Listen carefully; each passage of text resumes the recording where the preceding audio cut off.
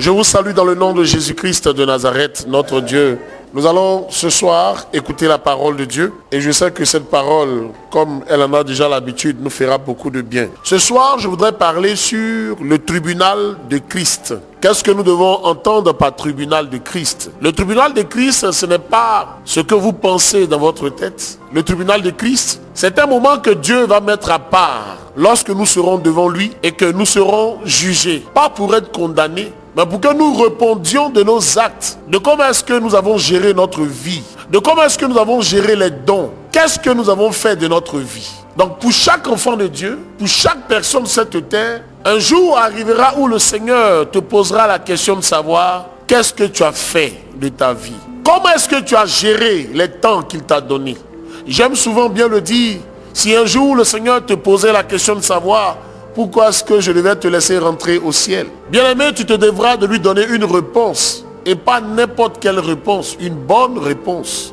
Une réponse qui sied à Dieu. Donc ce soir, je veux parler du tribunal de Christ comme étant un moment que Dieu a réservé où il nous posera des questions concernant notre vie, de ce que nous avons fait de notre vie. Et la Bible dit que personne n'échappera à ce moment. C'est pourquoi en 2 Corinthiens, le chapitre 5, le verset 10, c'est écrit « Car il nous faut tous comparaître devant le tribunal de Christ afin que chacun reçoive selon le bien ou le mal qu'il aurait fait étant dans son corps. » Ça veut dire autrement que le tribunal de Christ va s'ouvrir lorsque Dieu va nous rappeler à lui. Il est important pour nous qui sommes enfants de Dieu de temps en temps de nous arrêter et de réfléchir un temps soit peu sur ce qui nous attend après cette vie que nous menons sur cette terre. Parce que beaucoup de personnes sont attachées aux choses matérielles. Le salut, leur vie future, la vie de l'éternité ne les intéresse pas. Donc ce soir, nous allons faire un stop et nous allons chercher à comprendre certaines choses, mais dans l'ordre du spirituel. Alléluia. Le tribunal de Christ, ce n'est pas le siège d'un juge où il vient, il est assis et il condamne. Non, c'est plutôt un endroit pour passer en revue nos actions. Donc bien aimé, tout ce que tu fais sur cette terre, la vie que tu mènes, principalement ta vie chrétienne, ta marche avec Christ, sera un jour examinée à l'aune de la parole de Dieu. Et ceux qui auront agi conformément à la parole de Dieu seront récompensés. Mais ceux qui auront agi, bien entendu, bien aimés, en dehors de la parole de Dieu, eux aussi auront leur récompense. Ce soir, je suis venu te dire que, bien aimé, il y a des récompenses qui sont réservées pour toi, pour moi, pour nous. Christ a réservé des couronnes pour toi. Et c'est important que tu les aies en tête. En fonction de ça, bien aimé, tu pourras avoir une marche équilibrée vis-à-vis de la parole de Dieu. Nous serons récompensés devant le tribunal de Christ, où nos œuvres seront consumées comme de la paille, où nous recevrons peu ou pas de récompense. Ça veut dire soit nous allons être récompensés, soit nous allons payer pour ce que nous avons fait. Prenons 1 Corinthiens, le chapitre 3, le verset 10 à 15. Selon la grâce de Dieu qui m'a été donnée, j'ai posé le fondement comme un sage architecte et un autre bâtit dessus. Mais que chacun prenne garde à la manière dont il bâtit dessus. Car personne ne peut poser un autre fondement que celui qui a été posé, à savoir Jésus-Christ. Or, si quelqu'un bâtit sur ce fondement avec de l'or, de l'argent, des pierres précieuses, du bois, du foin, du chaume, l'œuvre de chacun sera manifestée.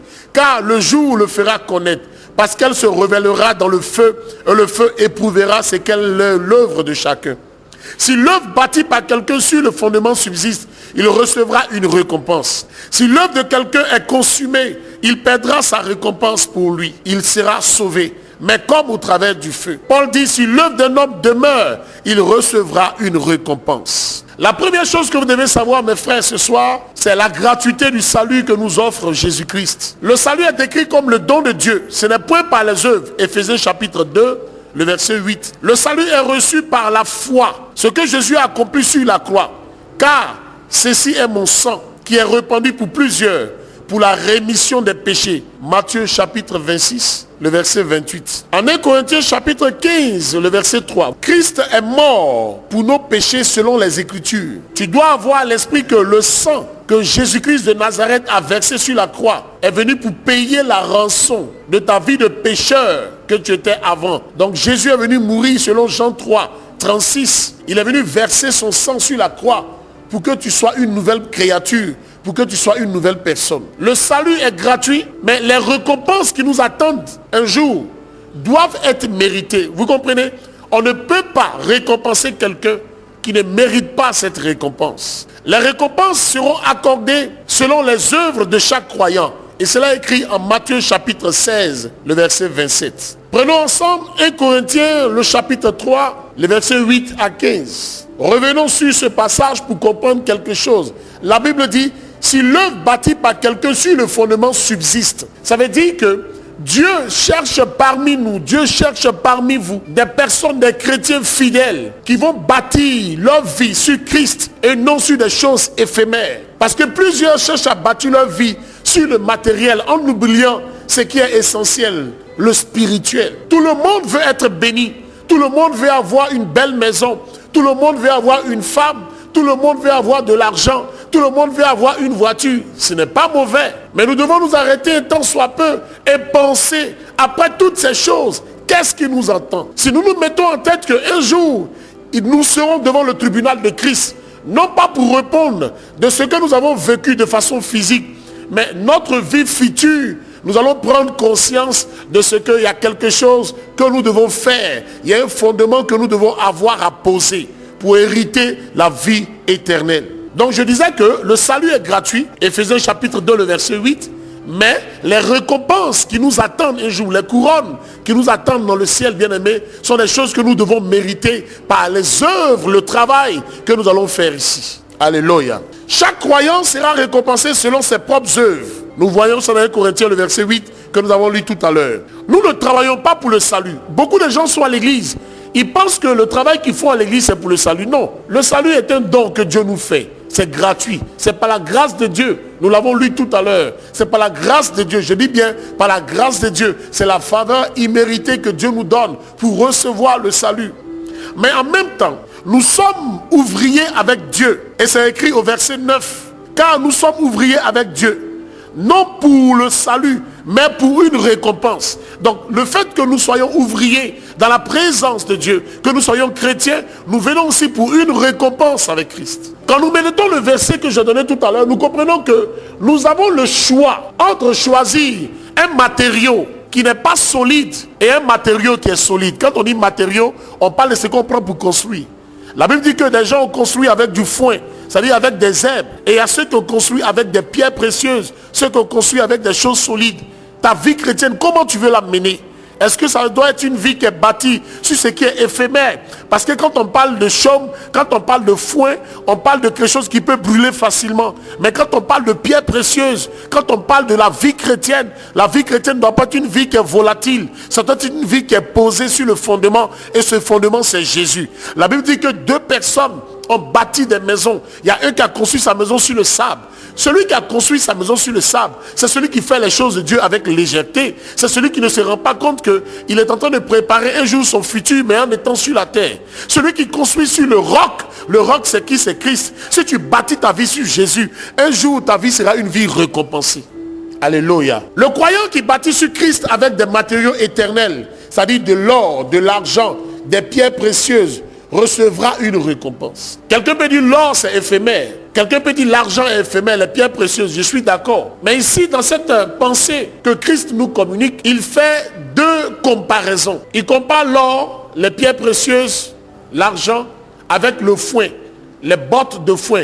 Quand on dit le foin, c'est la nourriture que les chevaux mangent là. Vous voyez, c'est comme de la paille. Entre ça et puis de l'or, qu'est-ce qui est plus solide? C'est l'or. Ceux qui bâtissent sur Jésus avec des matériaux temporaires, du bois, du foin, du chaume, ne recevront aucune récompense. Alléluia. La première récompense qui attend quelqu'un, la première récompense qui attend un chrétien, la récompense qu'un chrétien peut recevoir, il y en a 7 et nous allons les citer. 1.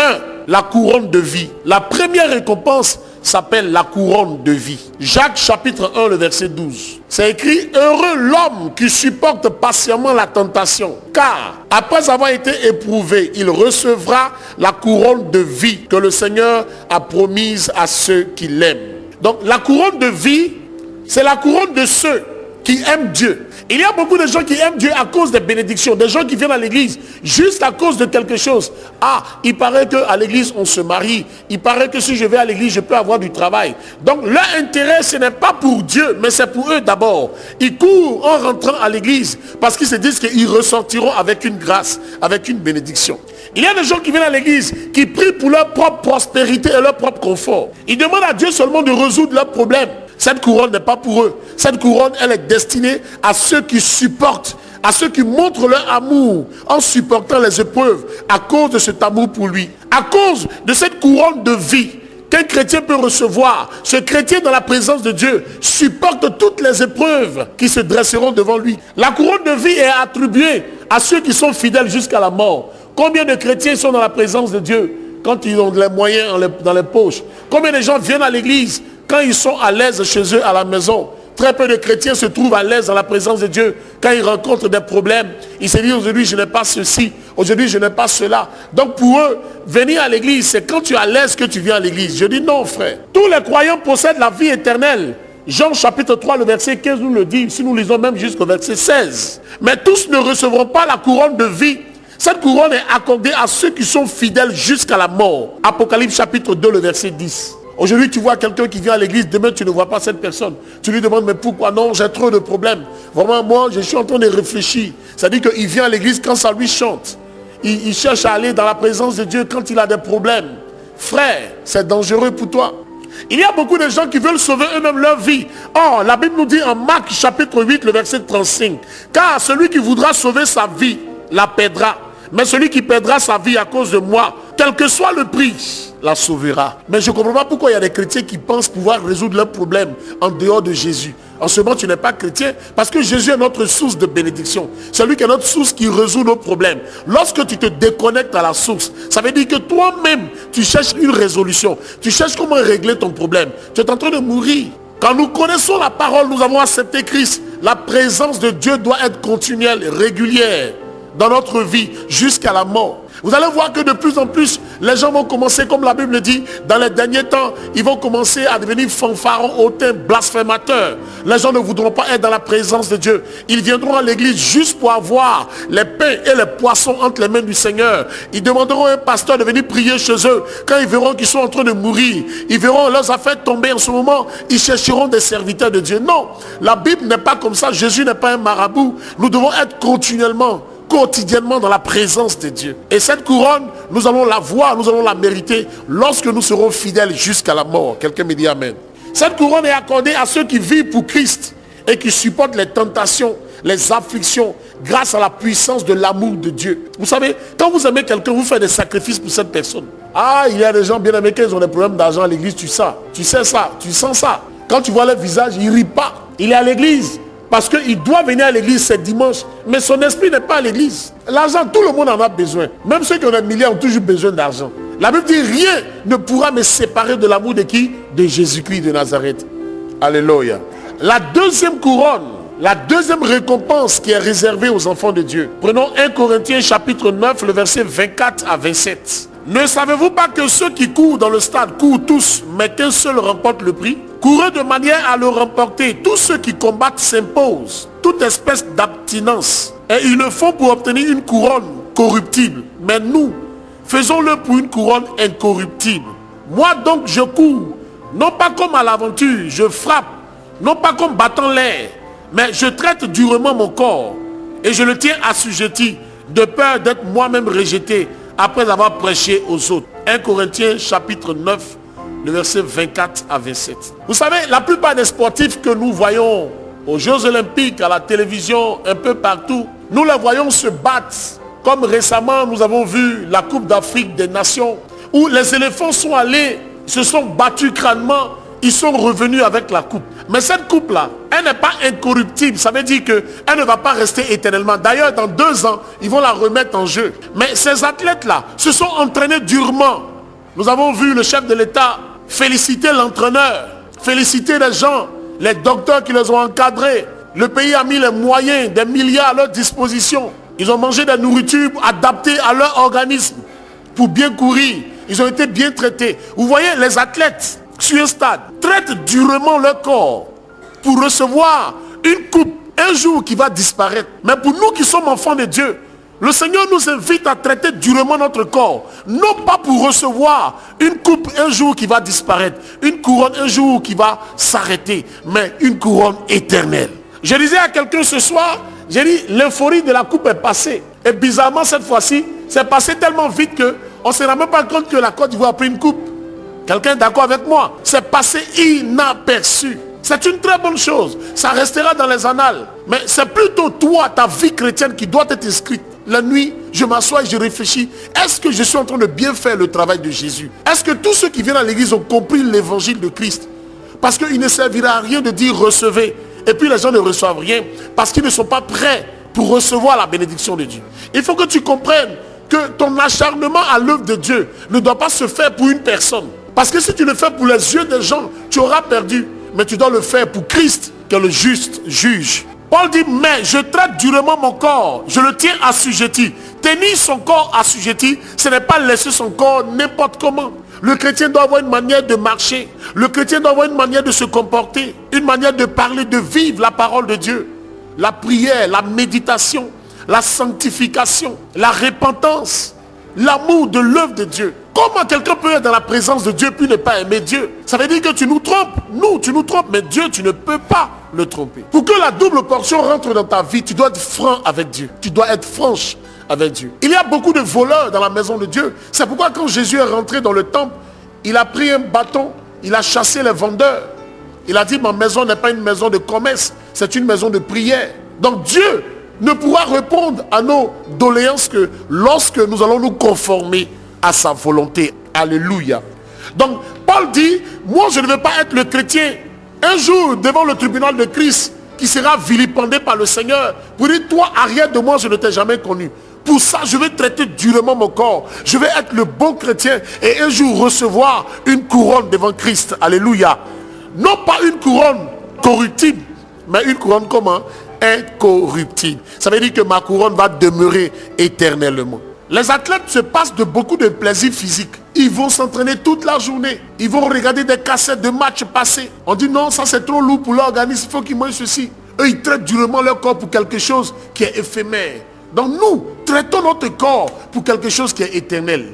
Alléluia. Maintenant, pour traiter durement le corps de quelqu'un, ça veut dire quoi? Ça ne veut pas dire qu'il faut attacher ton corps. Ça ne veut pas dire qu'il faut te faire mal. Non. Il faut te flageller. Non. Ça veut dire tout simplement certaines choses. 1.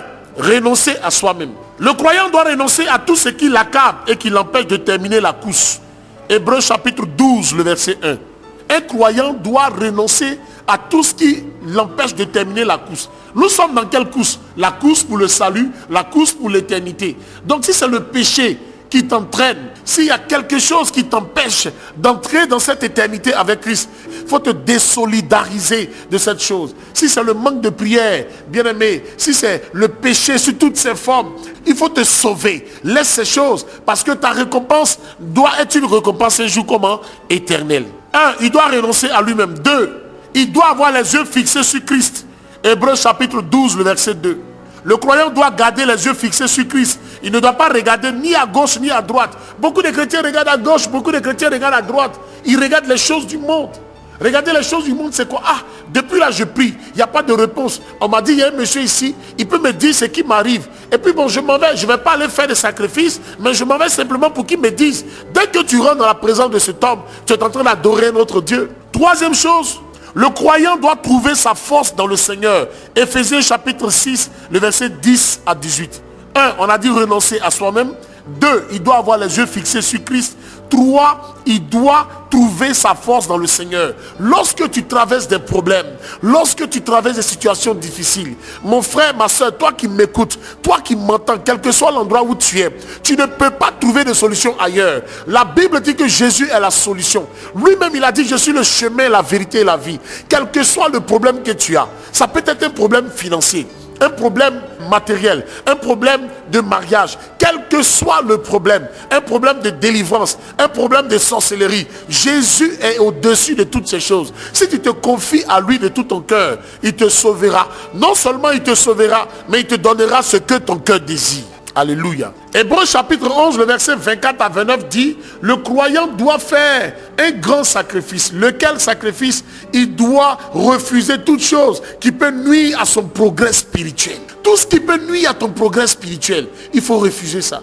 Le croyant ne doit pas être un spectateur spirituel, entrer dans la course, courir pour remporter la couronne incorruptible. C'est-à-dire quand tu viens dans la présence de Dieu, toi aussi tu dois te mouvoir, toi aussi tu dois te présenter à Dieu. Les gens viennent, ils font des efforts. Toi aussi tu dois faire des efforts dans la prière, dans le jeûne, dans la consécration. Tu dois faire des efforts. Je ne sais pas prier, je ne peux pas jeûner. Moi je ne sais pas, mais j'ai des problèmes pour me lever. Qui va te soulever?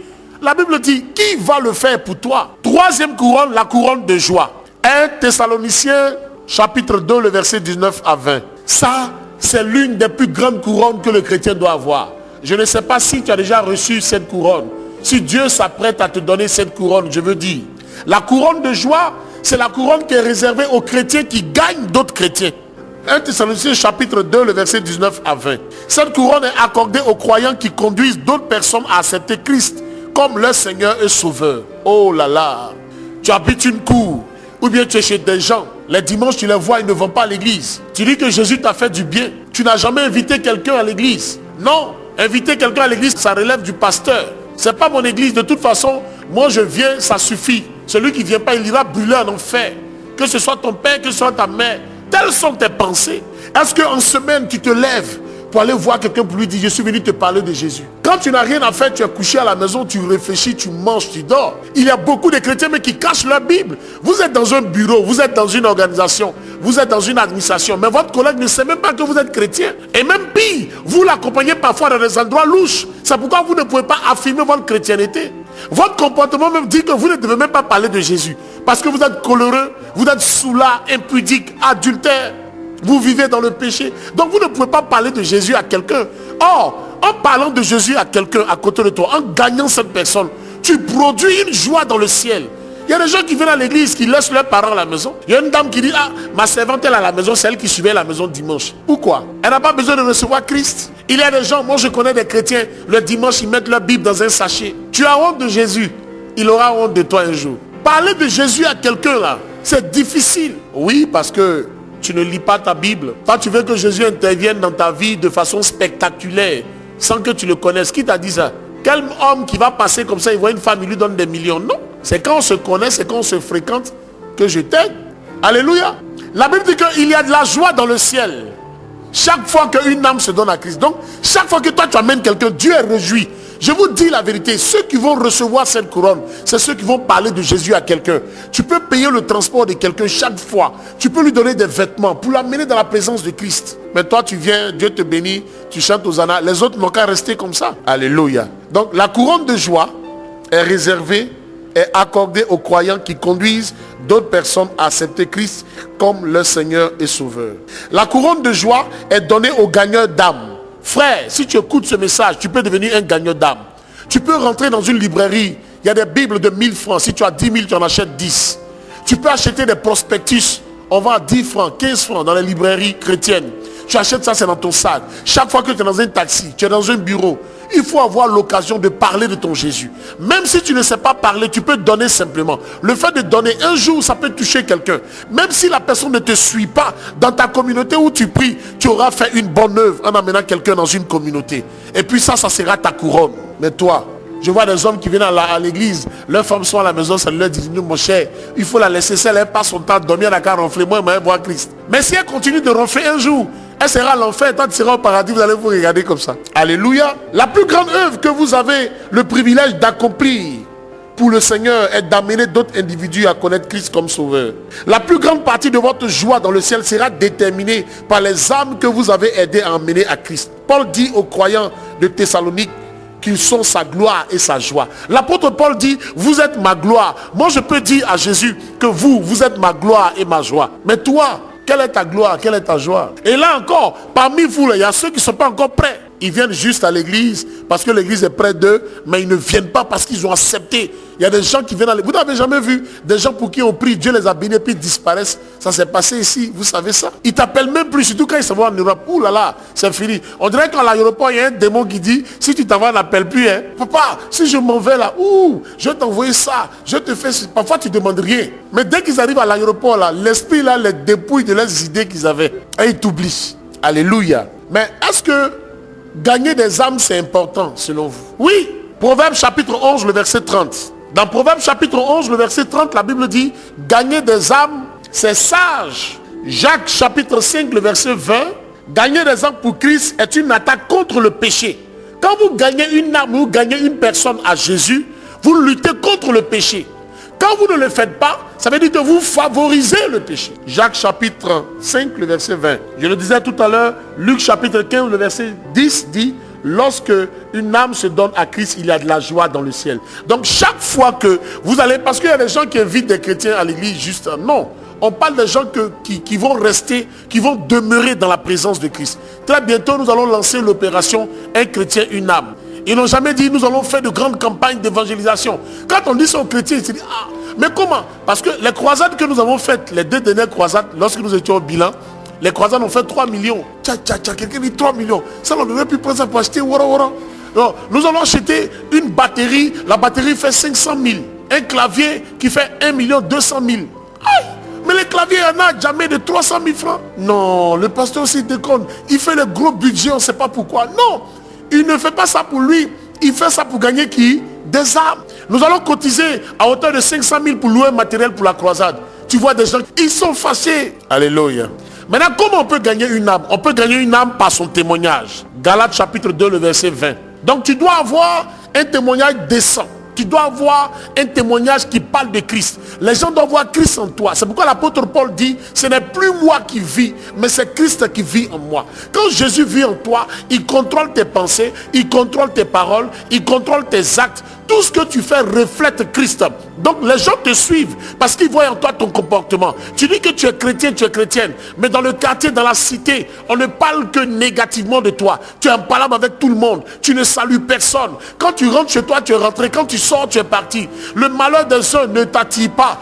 Quand on parle de cotisation, tout ce qui est associabilité, là, tu n'es pas dedans. Comment est-ce qu'on peut savoir que tu es chrétien? Le chrétien, c'est celui qui pardonne. Le chrétien, c'est celui qui parle avec les autres. Le chrétien, c'est celui qui réconcilie. Alléluia. Donc, tu peux gagner des âmes par ton comportement, par ton témoignage dans le quartier. Donc, Galates chapitre 2, le verset 20 dit, vivez de manière à ce que les autres voient Christ en vous. Il y a des gens qui sont avec des voisins qui n'ont jamais partagé les moments de joie comme les moments de peine. Deuxième chose, gagner des âmes. Témoigner avec votre bouche. Ça veut dire que vous devez parler de Christ. Acte chapitre 1, le verset 8. Simplement dire à quelqu'un, Jésus t'aime. Il est capable de te guérir. Je t'invite, mon frère, dans la présence de Dieu. Dimanche, nous avons nos cultes. Tu n'es pas en train de t'exposer. Tu es en train de parler de Jésus. Et c'est important que tu le fasses. Troisième chose, pour gagner les âmes, on peut témoigner par nos dons. Vos dîmes et vos offrandes aident d'autres individus à prêcher le message de Christ. Dieu a promis que votre labeur pour le Seigneur ne sera pas accompli en vain. 1 Corinthiens chapitre 5, le verset 58.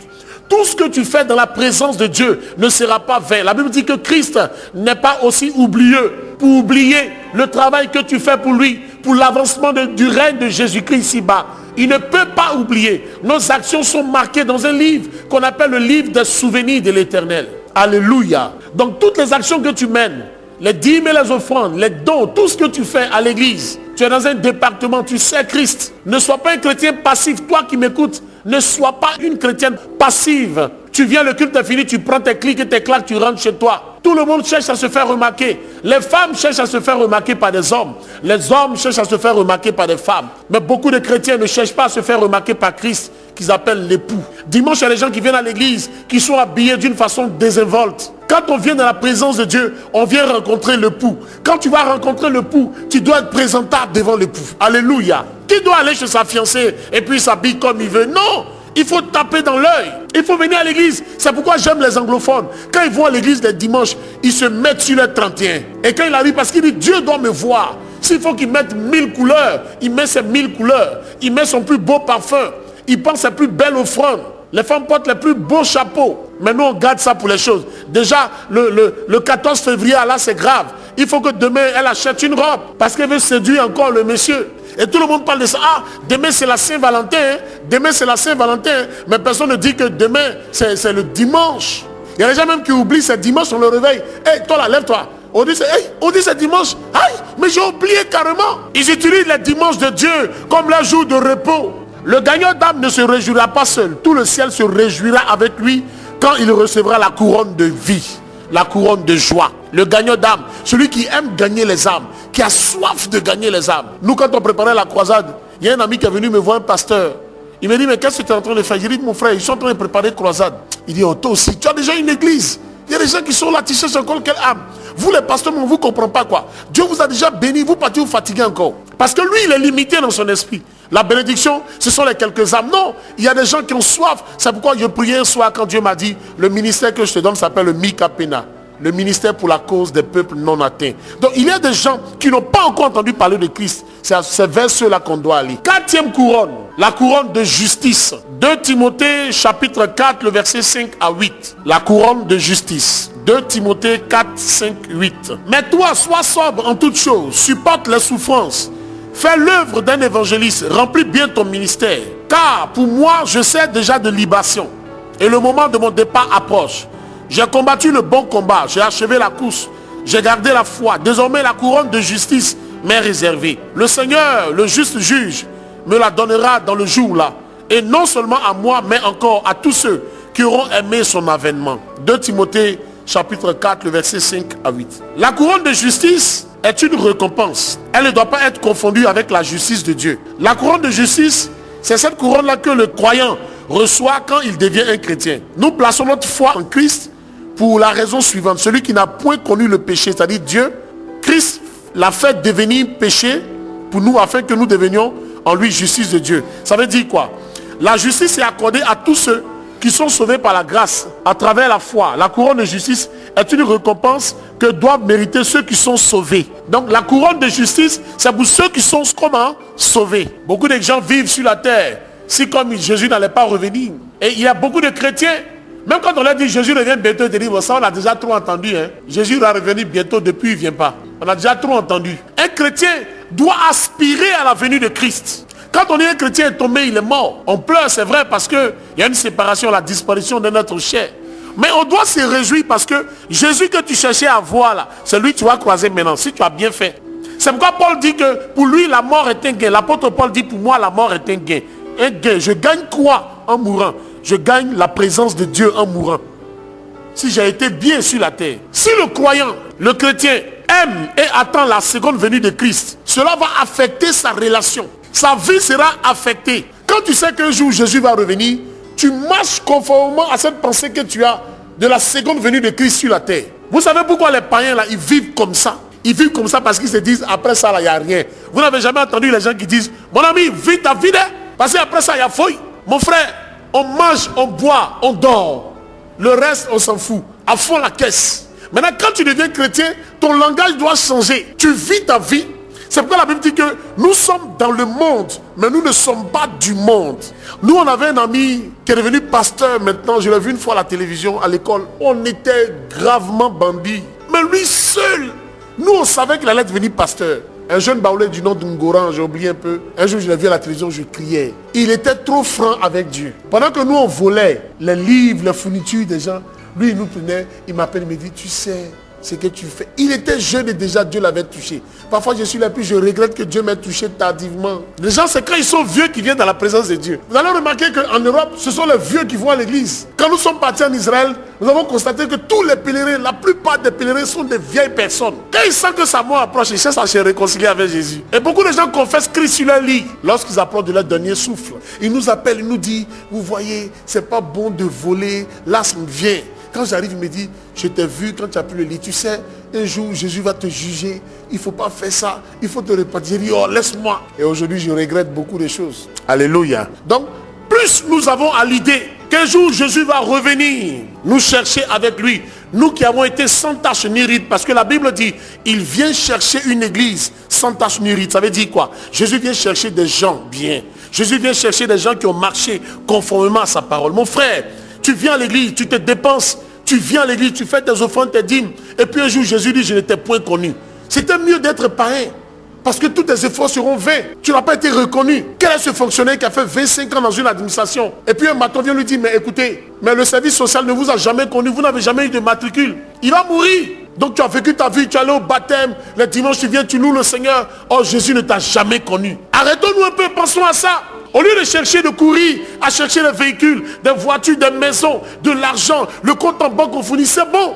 Parce que nous sommes sur la terre, nous avons besoin des choses matérielles. Mais pensons aussi au spirituel. Quand les gens meurent, on organise des messes de requiem. Nous allons prier pour le repos de son âme. Le repos de l'âme de quelqu'un se prépare sur la terre de son vivant. Alléluia. Si on doit prier pour le repos de quelqu'un quand il est déjà mort, ça veut dire que la Bible n'a pas sa raison d'être, mes frères. Je ne veux écorcher aucune sensibilité, mais je veux dire ce qui est vrai. Dieu nous a donné la Bible comme un guide. La Bible est la boussole des chrétiens. Et nous vivons conformément à ce qui est écrit dans la parole de Dieu. Donc ça veut dire que chacun peut vivre sa vie. Tu peux vivre ta vie comme tu veux. Tu peux être un grand maîtrier. Tu peux vivre dans le péché. Tu peux faire ce que tu veux. À ta mort, on va organiser de grands funérailles. Et on demandera à ceux qui seront là de prier pour que ton âme ait du repos. Non, frère. Dans ce cas, ne mettons plus notre confiance à la parole de Dieu. Le repos se prépare de notre vivant. L'apôtre Paul dit, j'ai combattu le bon combat, verset 7. Il a livré un combat spirituel pendant toute sa vie chrétienne. Et il a gagné. Il ne s'est jamais abandonné aux ennemis de la justice. Éphésiens chapitre 6, le verset 12. L'apôtre Paul a terminé la course. J'ai achevé la course. Au verset 7, il le dit. Il avait une course à poursuivre. Il n'a pas fait le détour en face de grands obstacles. Il n'a jamais regardé en arrière. Luc chapitre 9, le verset 61 et le verset 62. Il a terminé sa course avec les yeux fixés sur Christ. Philippiens chapitre 1, le verset 6. L'apôtre Paul, il n'a pas regardé les obstacles et puis passer par les détours. Beaucoup de gens veulent passer les obstacles qui se présentent à eux, mais en faisant un grand détour, en fuyant, en ne pas vouloir affronter ce qui se passe devant eux. Jésus nous a donné le pouvoir de marcher sur les serpents, sur les scorpions, sur toute la puissance de l'ennemi. Quel que soit l'obstacle qui se présentera à nous, nous allons affronter l'obstacle et nous allons vaincre cet obstacle. David n'a pas contourné Goliath. David allait contre Goliath. La troisième chose, c'est que nous devons garder la foi. Nous sommes en train de parler de la couronne de justice. Tu dois garder la foi. J'ai gardé la foi, verset 7. Il annonçait tout le conseil de Dieu sans jamais trahir aucune des grandes doctrines de la Bible. Actes chapitre 20, le verset 24 à 31. Il est important que le croyant attende avec amour dans son cœur la seconde venue de notre Seigneur et Sauveur Jésus-Christ. Ceci lui permettra de recevoir la couronne de justice. Donc quand tu vis ta vie, un moment, arrête-toi et commence à penser que Jésus va revenir un jour. Et comme Jésus doit revenir un jour, tu dois vivre conformément à la seconde venue de Christ. Sincèrement, pendant que je parle, je sens dans mon cœur qu'il y a des gens qui pensent que la vie, c'est ce que nous voyons, frère. Cette vie, elle est en miniature. Parce que la vraie vie, la grande vie, c'est celle que nous allons avoir auprès de Christ. Cinquième couronne que nous allons recevoir, il en reste encore deux. La couronne de la gloire. 1 Pierre chapitre 5, le verset 2 à 4.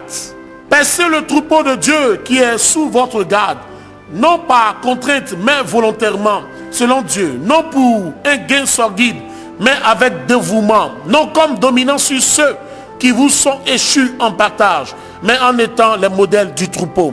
Et toi, lorsque le souverain pasteur paraîtra, vous obtiendrez la couronne incorruptible de la gloire. 1 Pierre chapitre 5, le verset 2 à 4. Là, je veux m'adresser à ceux qui sont appelés au ministère, aux prophètes, aux docteurs, aux évangélistes, en somme aux serviteurs de Dieu, à ceux qui travaillent comme étant au service du Seigneur, aux sacrificateurs, aux prêtres. C'est à vous que je veux parler. La Bible dit que le partage du troupeau a été fait. Jésus nous a donné un territoire. Le Seigneur nous a donné des chrétiens. Nous sommes sur eux, ou du moins nous sommes établis sur ces personnes-là. Nous devons les amener dans les choses de Dieu. David a dit, il est mon berger, je ne manquerai de rien. Il me conduit dans de verts pâturages. Dieu nous a donné la force et l'onction de conduire son peuple dans de verts pâturages. Le peuple de Dieu doit se nourrir de bonne et de bonne nourriture. Nous devons enseigner la saine doctrine. Nous ne devons pas enseigner des choses qui sont en déphasage avec la parole de Dieu. Si un sacrificateur m'entend, c'est à toi que je parle ce soir. Si tu es appelé au ministère, tu dois conduire le troupeau de Dieu, non pas comme dominant sur ce troupeau, mais montrant le chemin, le vrai chemin à ce troupeau. Alléluia. Et c'est important parce que le véritable pasteur, le souverain sacrificateur, c'est Christ.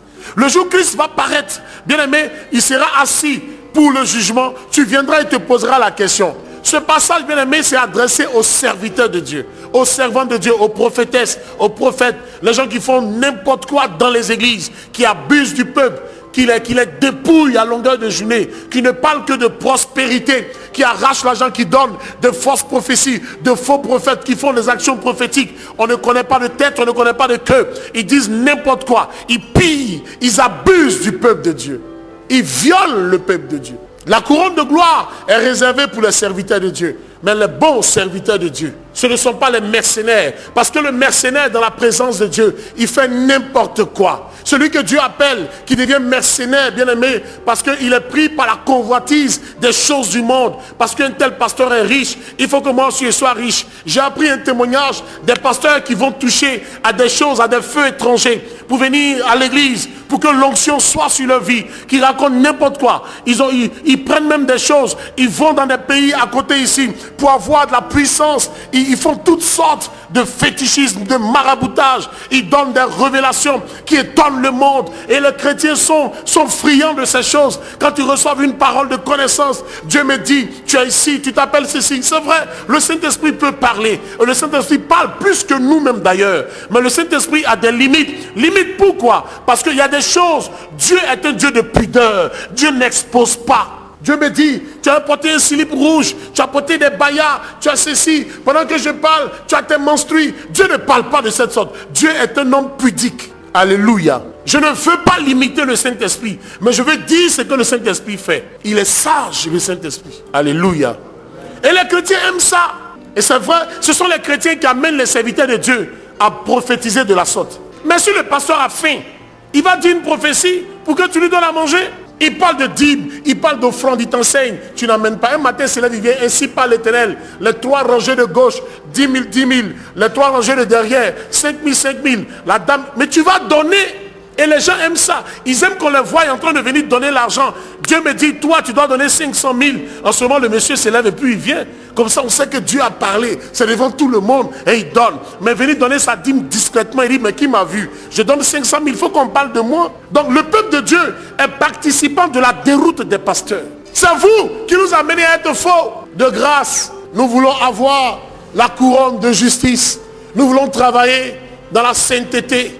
Permettez que nous le fassions. Alléluia. La couronne de la gloire, c'est la couronne du bon berger, du berger fidèle. C'est une récompense spéciale pour les pasteurs appelés par Dieu, qui sont fidèles et obéissants. Ils recevront cette récompense à l'apparition du souverain pasteur.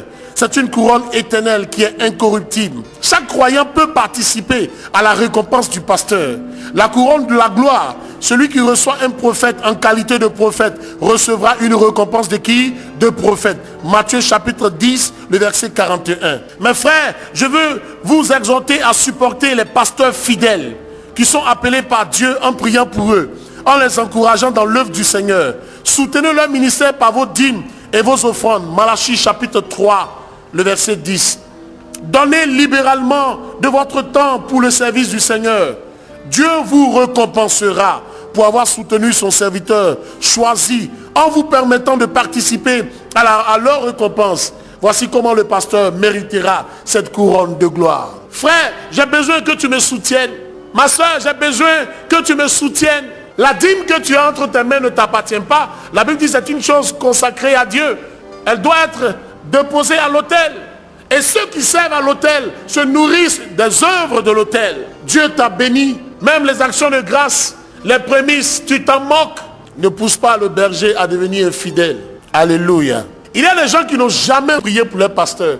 Oh, le pasteur, Dieu l'utilise. Hein. On n'a pas besoin de prier pour lui. Ils sont tout en train de prier pour eux-mêmes. Jamais pour soutenir l'homme de Dieu. Priez pour nous. Alléluia. C'est important. La couronne de la gloire sera donnée non seulement aux bergers fidèles, mais aux bergers aussi qui proclament la parole de Dieu. Il doit proclamer la parole de Dieu sans contrainte ou disposition spéciale. Et quand c'est nécessaire, reprendre, censurer, exhorter avec toute douceur et en instruisant. 2 Timothée chapitre 4, le verset 1 à 5. Alléluia. L'avant-dernière couronne, c'est la couronne du vainqueur. Apocalypse chapitre 3, le verset 11 à 12. Retiens ce que tu as afin que personne ne prenne ta couronne. Celui qui vaincra. Retiens ce que tu as. Vous vous souvenez de cette histoire dans Genèse, au chapitre 25, le verset 33. La Bible parle de Jacob qui a reçu ce qui appartenait à Ésaü. Donc bien aimé, le fait que nous soyons dans la présence de Dieu, Dieu nous a appelés pour recevoir sa bénédiction. Dieu nous a appelés pour nous donner le salut. Nous devons garder soigneusement, jalousement, ce que Dieu nous a confié. La grâce de Dieu, pour ne pas perdre ça. Parce que beaucoup pensent que la grâce, on ne la perd pas. Tu peux perdre la grâce de Dieu. Alléluia. Retiens ce que tu as eu. Retiens ce que tu as. Retiens ce que tu as reçu, afin que personne ne prenne ta couronne. Quand la Bible parle de personne, la Bible veut parler du diable. Parce que le diable peut te mener en bateau. Le diable peut t'amener à rétrograder, à quitter la présence de Dieu.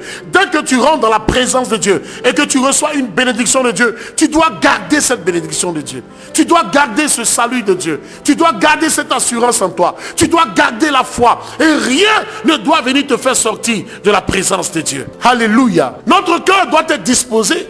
Le cœur d'Ésaü n'était pas disposé, c'est pourquoi Jacob a pris la bénédiction qui lui a été réservée. Matthias a reçu ce qui appartenait à Judas. Actes chapitre 1, le verset 20 à 26. Vous savez, quand Judas a trahi Jésus, il devait être remplacé quand il allait se suicider. La Bible dit qu'ils ont tiré au sort et ils ont choisi qui? Matthias. Judas a reçu le privilège de faire partie des enfants de Jésus-Christ. Il a reçu le privilège de marcher avec le Seigneur. Mais à la dernière minute, il a trahi Christ. Il y a des gens dans la présence de Dieu qui sont là. Nous avons commencé l'année. Ils sont euphoriques. Leurs réactions sont épidémiques. C'est-à-dire qu'ils réagissent comme ça en même temps sur le champ. Oh, quand tu prêches, ils sont heureux. Mais ils ne gardent pas la parole. Ils ne traitent pas durement leur corps. Judas est resté à côté de Jésus. Quoi? Moi, je vais rester à côté du maître, marcher avec lui pendant des années. Et puis un matin comme ça, me retrouver dans le camp du diable. Jamais. Ah, moi, si personne ne vient de me voir, je suis malade. Si je ne vois aucun membre de l'église chez moi, je rétrograde. C'est à cause de ça que tu vas rétrograder? Parce que personne n'est venu te voir? Est-ce que ce sont les chrétiens là qui sont morts pour toi? Non, les chrétiens ne sont pas morts pour toi. Qui viennent te voir, qui ne viennent pas te voir. Tu dois atteindre une certaine maturité spirituelle. Je vais tous les jours à l'église. Le pasteur n'est jamais venu chez moi. Donc moi, je quitte l'église. C'est fini même, je reste chez moi. Tu ne me fais pas du mal, tu te fais du mal à toi. Qu'est-ce que ça te ferait de venir dire, papa, je veux que tu viennes chez moi? Que le dit, il n'est jamais venu chez moi. D'ailleurs, même ma dîme, je ne paye pas.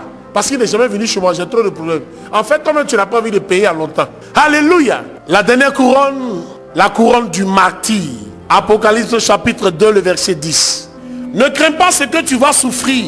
Voici le diable jettera quelques-uns de vous en prison afin que vous soyez éprouvés. Et vous aurez une tribulation de 10 jours. Sois fidèle jusqu'à la mort. Tu auras la couronne de vie.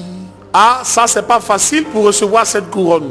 Vous savez pourquoi? Ceux qui reçoivent le grand honneur de donner leur vie comme martyr recevront cette couronne. C'est quoi un martyr? Un martyr, c'est quelqu'un qui meurt à cause de la parole. Le premier homme à recevoir cette couronne s'appelle Étienne. Actes chapitre 7, le verset 54 à 60. On va lire ça. Et ce passage nous parle de la lapidation d'Étienne. Après, je vais vous donner l'explication. Suivez ici. En entendant ces paroles, il était furieux dans leur cœur et il grinçait des dents contre lui. Mais Étienne, rempli du Saint-Esprit et fixant les regards vers le ciel, vit la gloire de Dieu et Jésus debout à la droite de Dieu. Et il dit, voici, je vois les cieux ouverts et le Fils de l'homme debout à la droite de Dieu.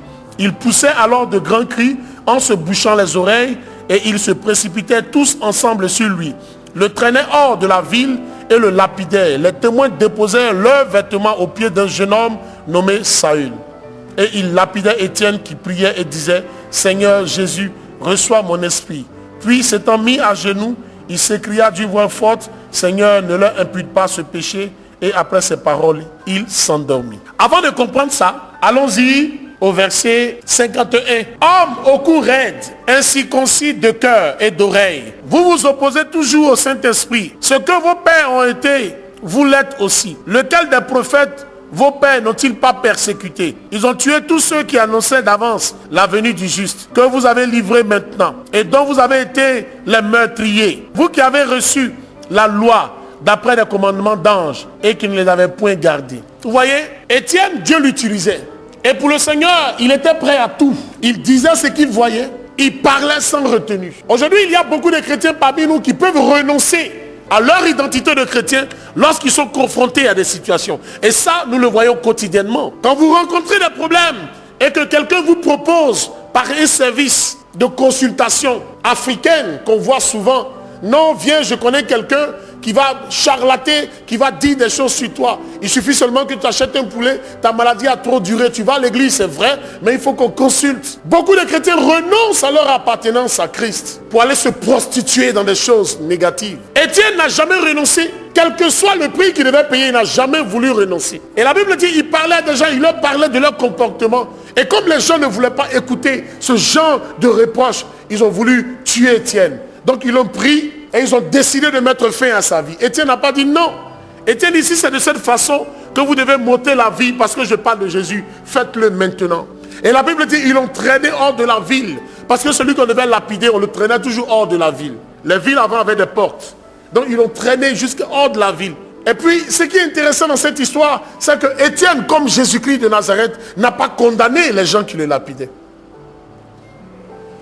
En entendant ces paroles, ils étaient furieux. Donc ce sont les gens qui étaient furieux dans leur cœur. Ils graissaient les dents contre lui. Mais Étienne rempli du Saint-Esprit. Vous comprenez? Les gens qui ne rétrogradent pas facilement sont remplis du Saint-Esprit. C'est pourquoi la Bible dit, nous devons être remplis du Saint-Esprit. Quand vous êtes remplis du Saint-Esprit, le vieil homme qui est en vous, ça dit votre ancienne nature. Parce que Corinthiens dit quoi? Les choses anciennes sont comment? Passées. Et toutes choses sont devenues nouvelles. Mais quand la chose ancienne est là, tu ne peux pas être rempli du Saint-Esprit. C'est quand la chose ancienne est passée que le Saint-Esprit prend place dans ta vie. Étienne était un homme rempli du Saint-Esprit. Quand tu te convertis, que tu marches en conformité, en phase avec la parole de Dieu, le Saint-Esprit te remplit petit à petit. Étienne étant rempli du Saint-Esprit, qu'est-ce qui s'est passé? Il a fixé les yeux vers le ciel. Quand tu es rempli du Saint-Esprit, tu ne regardes plus les choses physiques. Tu regardes les choses spirituelles. Il n'a pas regardé les gens qui cherchaient à le tuer, mais il regardait vers le ciel. Parce qu'il était connecté aux choses du ciel et non pas aux choses de la terre. La mort est atroce parce que c'est de la lapidation avec des pierres. On te lapide jusqu'à ce que tu meurs. Mais Étienne, qui subissait ce martyre, était plutôt connecté parce qu'il savait que sa force ne venait pas des hommes, ne pouvait pas venir de lui-même, ni de son entourage, ni de ses relations, mais sa force venait de Christ. Le chrétien doit être continuellement connecté à Jésus-Christ de Nazareth. Fixant les yeux vers le ciel, il vit la gloire de Dieu. Vous comprenez? Comme il était rempli du Saint-Esprit, comme il regardait dans le ciel, il a vu la gloire de Dieu. Chaque fois qu'un chrétien va regarder dans le ciel, il verra la gloire de Dieu. Lorsque un chrétien va mettre ses regards vers la montagne de Sion, Dieu va se présenter à lui. Alléluia. Celui qui met sa confiance en l'Éternel, celui-là n'est jamais confus. C'est pourquoi la Bible dit, ne mets pas ta confiance à un homme. Et lui-même il dit, voici je vois les cieux ouverts, et le Fils de l'homme debout à la droite de Dieu. Oh my God, quelle belle image. Voici Étienne qui voit Jésus arrêté à la droite de Dieu. Quel privilège. Il poussait alors de grands cris. Donc ceux qui voulaient le tuer ont commencé à pousser des grands cris en se bouchant les oreilles. Et ils se précipitaient parce qu'ils ne voulaient pas entendre ce qu'Étienne disait, qui était la vérité. Vous allez voir que dans les derniers temps, les gens ne voudront pas entendre ce que vous serez en train de leur dire. Parce que quand ça sera la vérité, ils ne voudront pas entendre. Ils le traînaient hors de la ville et le lapidaient. Les témoins déposaient leurs vêtements au pied d'un jeune homme nommé Saül. Donc Saül était témoin lorsqu'on tuait Étienne. Alléluia. On dit Saül, mais normalement c'est Saul. Alléluia. Donc Saul c'est qui? C'est Paul. Mais qu'est-ce que Jésus a fait ensuite? Il a pris Saul de Tarse et il a fait Paul. Vous voyez l'amour de Dieu? Que Dieu nous bénisse. Et il appelait Étienne qui priait en disant, Seigneur Jésus, reçois mon esprit. Puis s'étant mis à genoux, il s'écria du vent fort, Seigneur, ne leur impute pas ce péché. Et après ces paroles, il s'endormit. On n'a pas dit qu'il est mort, mais il s'est endormi. Le chrétien ne meurt pas, il dort. Acclamons la parole du Seigneur.